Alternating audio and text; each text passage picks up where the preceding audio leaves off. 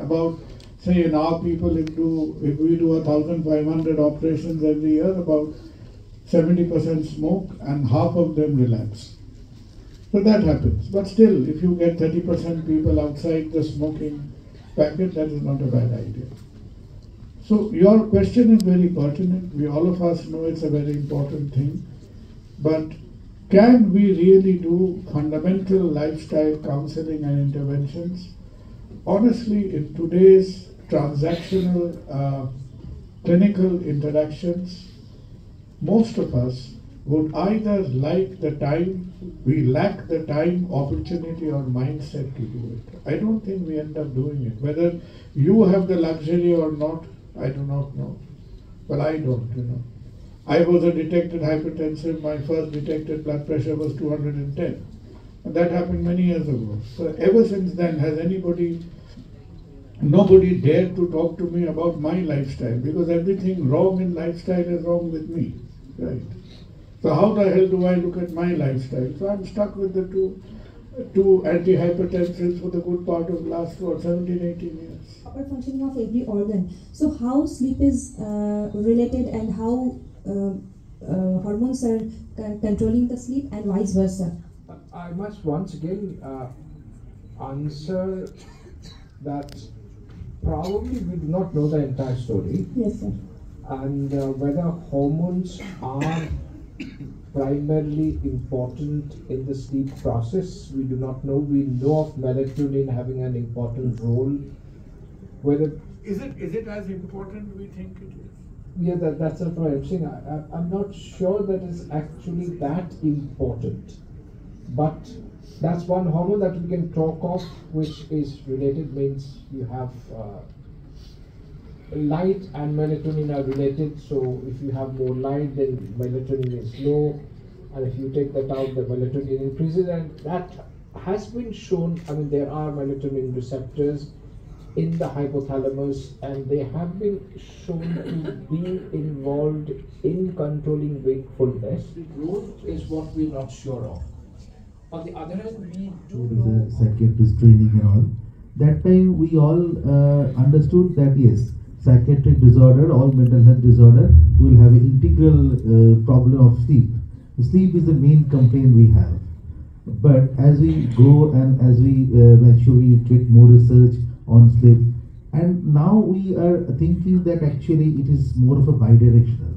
Like one side, when we are having depression, anxiety, our sleep impairs, and maybe the timing of the sleep impairs, the initiation of the sleep, maintenance of the sleep, or arousal, restorative sleep or non-restorative sleep. Those things actually changes with psychiatric problems, mental health issues. But on the other hand as well, if the person with the primary insomnia, that also can impair the person's well-being, like anxiety, depression, those things can develop, like emotional regulation, those things can be impaired in that if we have a difficulty in sleep as a per se. That's really important note, and as you see that with time, with the age increasing, our sleep pattern also changes. Maybe in adolescence we have a tendency to getting up more of to nights, and that may have difficulty. I don't know. That related to the temperamental regulation issue in the adolescence? We don't know.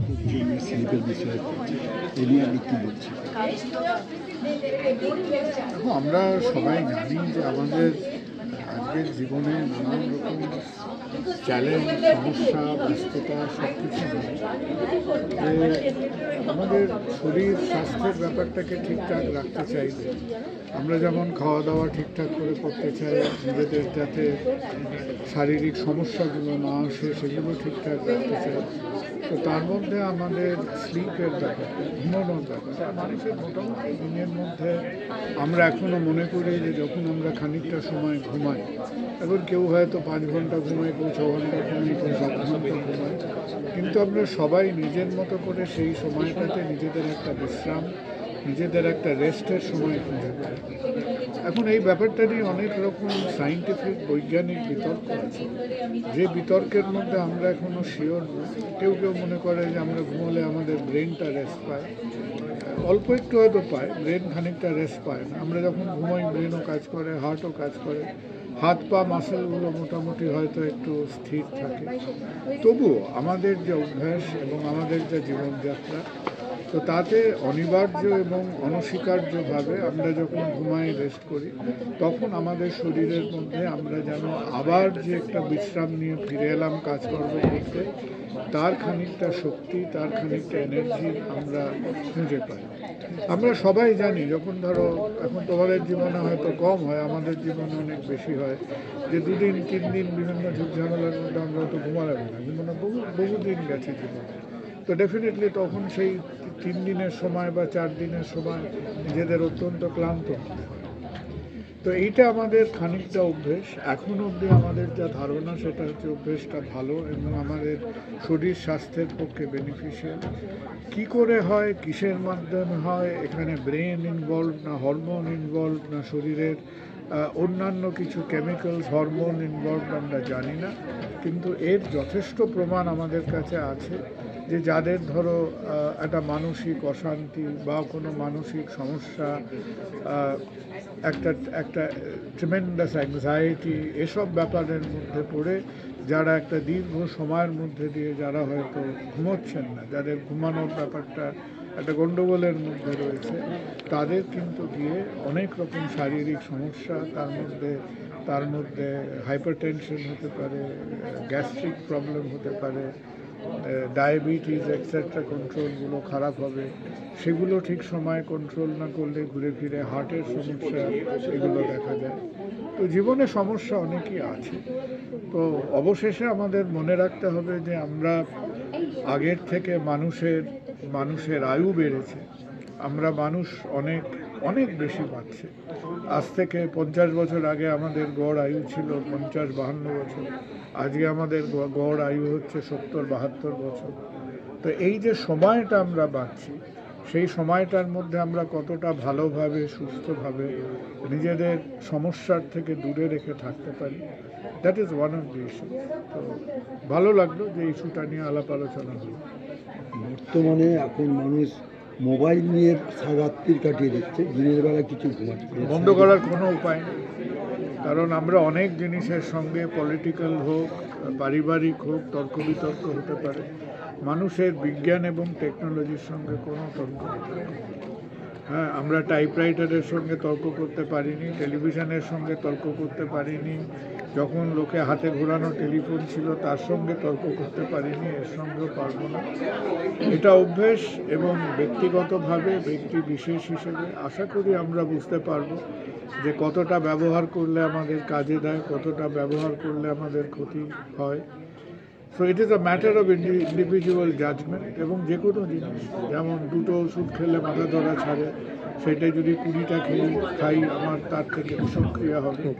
তো কোনটা ব্যবহার এবং কোনটা বিষক্রিয়া, সেইটা বোঝার মতো জ্ঞান বুদ্ধি আমাদের এক একজন ব্যক্তিগত মানুষের থাকতে হবে। বর্তমানে এই অবস্থায় নিয়ে এখন কি বার্তা দিচ্ছেন? বার্তা হচ্ছে আপনারা ভালো আছেন, ভালো থাকুন, এবং আমরা ডাক্তার হিসেবে বিভিন্ন আমাদের জীবনযাত্রার কেবল যে আমরা মানুষকে ধরে ঝুড়ি ওষুধ দেবো, প্রচুর টেস্ট করাবো আর মধ্যে মধ্যে কাটাকুটি করবো, তা নয়। আমরা মানুষের ভালো থাকা, খাওয়া, চলা ফেরা, তার যেটাকে হয়তো আজকের মধ্যে আমরা শুধু অসুস্থতার মধ্যে দিয়ে আমরা সুস্থতাকে দেখতে চাই। আমরা সবার মতো আমাদের নিজেদেরও এবং নিজেদের পরিবারের, নিজেদের আশেপাশে সবাই একটা সুস্থ জীবন দেখতে চাই। এবং এই সমস্ত জিনিসগুলো নিয়ে হয়তো অনেক সময় আমরা আলাপ আলোচনা করে উঠতে পারি না, কথাবার্তা বলে উঠতে পারি না। আমরা সব সময় বড় বড় ঝঞ্ঝাট ঝামেলা নিয়ে ব্যস্ত থাকি। এই ব্যাপারগুলো দরকারি, এই ব্যাপারগুলো প্রয়োজনীয়, ইম্পর্টেন্ট, এবং এটা নিয়ে অনেক কাজকর্ম করা এখনো বাকি আছে। আমরা যত শিখব তত আমরা সমৃদ্ধ হব, এবং তত এর থেকে আমাদের যে ঝামেলাগুলো বা ক্ষতিগুলো হতে পারে তার থেকে আশা করি সবাইকে আরও খানিকটা সাবধানে রাখা যাবে। আপনার নাম?